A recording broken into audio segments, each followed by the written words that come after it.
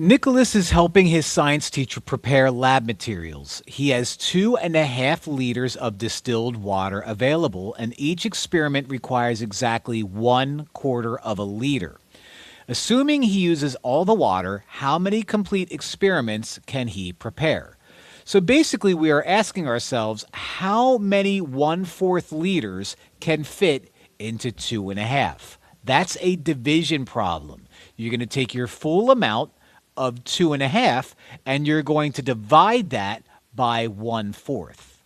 So 2.5 divided by a fourth. Now I'm doing a mixed number divided by a fraction. Whenever I do that, I'm going to turn my mixed number into an improper fraction. How do I do that?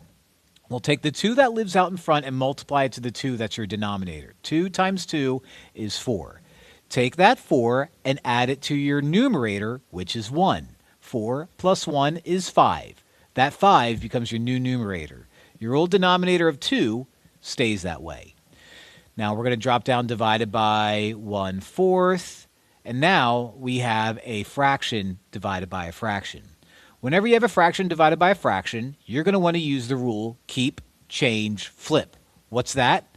Keep the first fraction, change divided by to times, and flip the second fraction from 1/4 to 4/1.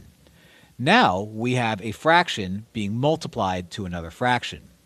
And when that happens, multiply straight across the numerator, straight across the denominator. 5 times 4 is 20.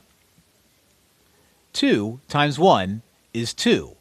And you look at this and say, oh, well, 20 divided by 2? I can handle that. That's just 10.